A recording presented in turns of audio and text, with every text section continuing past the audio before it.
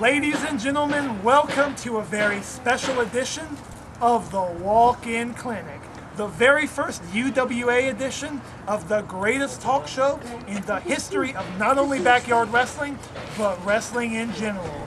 Starring your host, the new and the very first UWA Intercontinental Champion, the KliniK. Now, viewers of other federations over the years have seen the Walk-In KliniK. Several examples are available on YouTube, and it is truly a groundbreaking, innovative show, due in no small part to my own skills behind the microphone. But before we get to my special guest, I'd like to talk a bit about the events of earlier today. You see, I defeated Josh Rampage in the opening match to become the very first UWA Intercontinental Champion. It was truly a historic event, but as I mentioned earlier, the UWA was able to screw it up once again, and I don't even have a belt. Well, first off, I demanded the UWA get the belt to me immediately. I don't care if you bring it to my house, I don't care if you FedEx it, I don't care if you bring it by Pony Express, as long as it's a really fast pony. The point is that I am the UWA Intercontinental Champion, and I deserve a belt. And let me just say, I know we're not supposed to talk about other federations too much in the UWA, but this would never have happened in MSW. I think everyone knows that. Now, the original plan for this show was to have two special guests, because you see, next month will be a historic match as the Kid defends the GWA World Backyard Wrestling Championship against Derek Knight.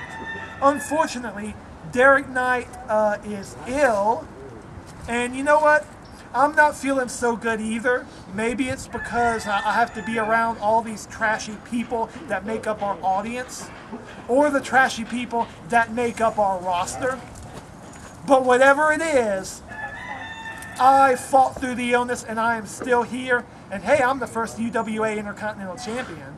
So Derek Knight, why don't you go have your mommy give you some medicine and make you feel better, maybe a little kiss to make you feel better, while the real men fight as they are born to do. So without further ado, I would like to call the one guest who, I'll admit, actually had the balls to show up, the GWA World Backyard Wrestling Champion, the Kid. Oh. Hello, peoples. Okay, now, before you get into your little, whatever the hell it is you're going to talk to me about. Really? See, this is how fucked up your show is. Your chair fucking sunk into the ground. You need better chairs, but that's not the point, my friend. The UWA provided all this. This is not the point. You have a lot of nerve saying that there are some trashy people on the roster. It's true. It's true. Let's look at you, for instance. Let's look at me. You are the biggest example of white trash I've ever seen in my life. I'm white trash. Yes. I'm white trash. Okay, let's see. I make more money than you. I go to Vegas a hell of a lot more than you. Really? I get more women than you will ever get in 10 lifetimes. I think a lot of these claims are a bit exaggerated. I know, they're not exaggerated. I have footage to prove it all. Really? Why don't you show us some of this great footage? Well, because you see, this is one of those like little kiddie-friendly shows that only you would have the idea to come up with. So I can't show it to the people. You can check it out. I'll put a site up eventually. Y'all don't worry about it. But let's get to the point. What do you want to talk to me about? Well, I would like to talk about your upcoming title defense against Derek Knight. Now, you've had some great defenses of that title before, including one against me a few months ago. But a lot of people say that this could be your greatest challenge yet. You've defended against D-Master. You've defended against myself. I mean, and now you're going to be making another defense against Derek Knight. Do you feel that this is your greatest challenge to date? Do I feel this is my greatest challenge?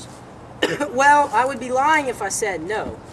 I mean, of course this is my biggest challenge. I've known the guy practically my entire life. I mean, you know, you don't go up against a tougher guy than someone who knows you better than yourself.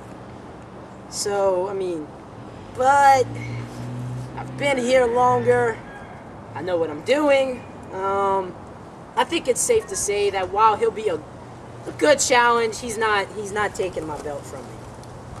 I mean, it's mine. Well, you've touched on some of that history that you have had with them in the past, and it's been like you two, of course, broke into backyard wrestling 2 years ago, and both have accomplished so much, especially you as the GWA World Backyard Wrestling Champion. You became the World Tag Team Champions in the very first show you wrestled at, and you became World Heavyweight Champions so soon in your career. So you almost at the beginning of your career, you took kind of a parallel path.